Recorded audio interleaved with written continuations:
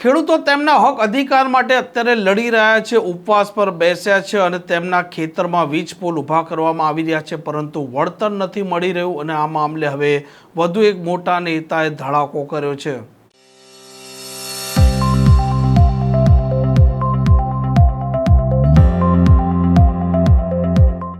નમસ્કાર, આપ જોઈ રહ્યા છો હોટલાઇન ન્યૂઝ અને હું છું આપની સાથે તોફિક ગાચી। મોરબીના જેતપરની વાત કરો, સુરેન્દ્રનગરના કોઠની કે પછી કચ્છના આ ખેડૂતોની વાત કરો, આ રાજ્યના 40 લાખથી વધારે જે ખેડૂતો છે તેમના ખેતરમાં વીજ પોલ ઊભા થવાના છે અને તેમની માંગ છે કે 4 ગણું વળતર મળવું જોઈએ, ક્યાં પછી તેમને ભાડું મળવું જોઈએ, પરંતુ પરિસ્થિતિ તે ઊભી થઈ છે કે ખાનગી વીજ કંપનીઓ દાદાગીરી કરી રહી છે, પોલીસને ભાડે રાખે છે અને પોલીસ આ ખેડૂતો છે તેમને ફટકારે છે અને ખેડૂતોનું કહેવું છે કે તેમની માલિકીનું ખેતર છે પરંતુ વીજ પોલ છે તે તેમને પૂછ્યા વગર ઊભા કરવામાં આવી રહ્યા છે। કોંગ્રેસે પણ વિરોધ કર્યો છે આ મામલે। હવે આમ આદમી પાર્ટી પણ વિરોધના રસ્તે છે અને ઈસુદાન ગઢવીએ પણ પ્રતિક્રિયા આપી છે।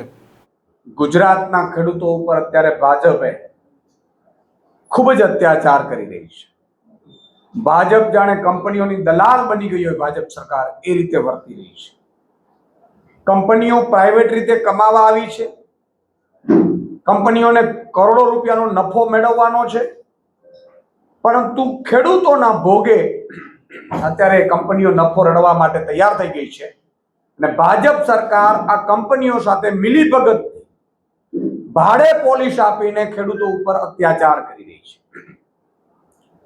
આજે જેતપરમાં, મોરબીના જેતપરમાં જે ખેડૂતોએ પોતાની મહામૂલ્ય માં સમાન જમીન બચાવવા માટે છેલ્લા 8 દિવસથી અમરનાથ અનશન ઉપર બેઠા છે, ખેડૂતોમાં મહિલાઓ પણ બેઠી છે, એમની તબિયત પણ નાજુક થવા માંડી છે, ત્યારે આજે આમ આદમી પાર્ટીના એક સૈનિક તરીકે મને ખૂબ ચિંતા થાય છે। આમ આદમી પાર્ટીના લાખો કાર્યકર્તાઓને પણ ચિંતા થાય છે કે આ બહેરી મૂંગી સરકાર એસી ચેમ્બરમાં મંત્રી મુખ્યમંત્રીઓ જલસા મારે છે અને મારા ખેડૂતો જે આખા દેશને અનાજ ખવડાવે છે એ ભૂખ્યા અત્યારે છે।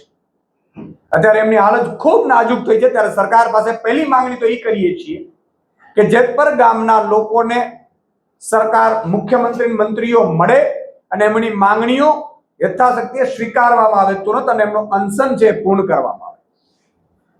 મને જાણ છે ત્યાં સુધી આ મંત્રીનું ગામ છે, ભાજપના મંત્રી, અને એ જ મંત્રીના ગામમાં, એ જ ભાજપના ગામમાં અત્યારે ખેડૂતો, પહેલા તો ખેડૂતો પર લાઠીઓ વરસાવડાવી અને અત્યારે અનશન ઉપર, અમરનાથ ઉપર પણ બેઠા છે 8 ખેડૂતો, એમાંથી 2ની તબિયત પણ લથડી છે।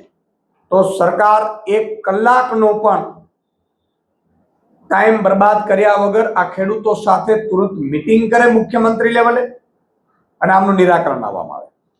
બીજી મારી એ વાત છે કે આ માત્ર જેતપરનો મુદ્દો નથી।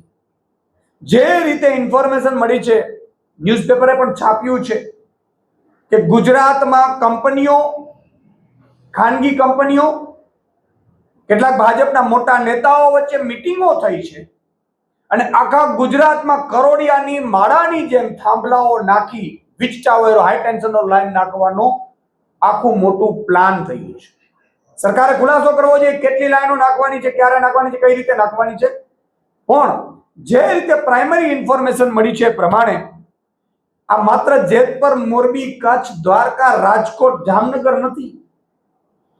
આ વીજ લાઈનો 26 જિલ્લાઓમાંથી 100 હેવી હાઈ ટેન્શન લાઈનો કાઢવાનું નક્કી કર્યું છે સરકારે, અને એ પણ ખેડૂતોના ભોગે, ફળદ્રુપ જમીનમાં, બિનઉપજાઉ જમીનમાંથી પણ નહીં, અને લગભગ એવરેજ એક લાઈનની લંબાઈ 500 કિલોમીટરની આસપાસ છે। આવી 100 લાઈનો નાખવાનું લગભગ નક્કી થયું છે, જેમાં એક લાઈનમાં 1500 જેટલા થાંભલાઓ આવે તો વિચાર કરો 100 લાઈનમાં કેટલા થાંભલા આવશે, એટલે લગભગ 1.5 લાખ જેટલા થાંભલાઓ ખેડૂતોના ખેતરોમાંથી એની માં સમાન જમીનના કાળજા ચીરીને આ થાંભલાઓ નાખવામાં આવશે અને લગભગ પોલીસને પણ એટલા માટે તૈયારી કરી દેવામાં આવી છે।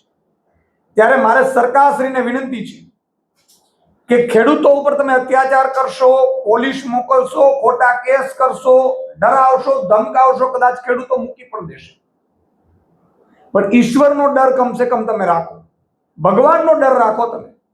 તમે જે રીતે સરકાર અત્યારે તમારે સ્થાનિક સ્વરાજ ચૂંટણી પહેલા કેમ કામ ચાલુ ન કરી ભાઈ તમે?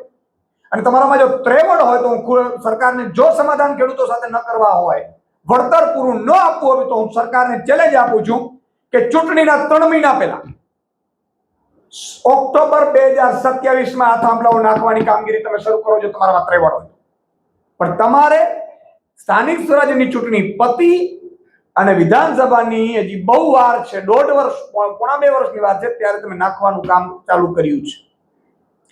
એટલે મારે આ સરકારની જે મનસા છે એના ઉપર એક સવાલ થાય છે, અને સવાલ એટલા માટે થાય છે કે મારા લાખો ખેડૂતો આમાં પીડિત થવાના છે.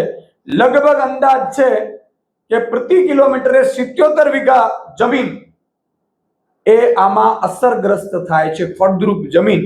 એટલે જે ખેડૂતોને પણ કહું છું કે ખેડૂતો બધા એક થજો. આજે આમના ખેતરમાં છે, તમારા ભાઈના ખેતરમાં, કાલે તમારા ખેતરમાં આવશે, કારણ કે આ મોટો પ્લાન ભાજપ લઈને આવ્યું છે. અને લગભગ કુલ અસરગ્રસ્ત 38 લાખની આસપાસ વીઘા ઉપર આ થાંભલાઓ પડવાની શક્યતાઓ છે. લગભગ ખેડૂતોના ખેતરો આવી જશે. લગભગ 5.5 લાખથી વધુ ખેડૂત અને એમનો પરિવાર ગણો, મજૂરો ગણો, તો લગભગ 30 થી 40 લાખ લોકો અસરગ્રસ્ત થવાના છે. આ નાની શુની વાત નથી. એટલે સરકારશ્રી પાસે મારી સીધી માંગણી છે, આ પહેલા પણ અમે માંગણી કરી છે, આજે પણ કરું છું, કે સરકારશ્રી રાજ્ય લેવલની, સ્ટેટ લેવલની, કલેક્ટર લેવલે નહીં, સ્ટેટ લેવલની વળતર કમિટીની રચના કરો, જેમાં ઉચ્ચ અધિકારીઓ હોય, કેન્દ્રના અધિકારીઓ હોય, જેમાં ખેડૂત આગેવાનો હોય, ખેડૂત પ્રતિનિધિત્વ હોય અને અસરગ્રસ્ત ખેડૂતો હોય, અને વળતર તમે નક્કી કરો. વળતર એવી રીતે નક્કી કરવામાં આવે કે જે 25 વર્ષ પછીની જમીનની કિંમત અંદાજિત હોય એ રીતે વળતર નક્કી કરવામાં આવે. એ સરકારશ્રી પાસે અમે માંગ કરીએ છીએ. આ પ્રકારના સમાચાર માટે હોટલાઇન ન્યૂઝ ડે ચેનલને લાઇક, શેર અને સબસ્ક્રાઇબ કરવાનું ભૂલતા નહીં. નમસ્કાર.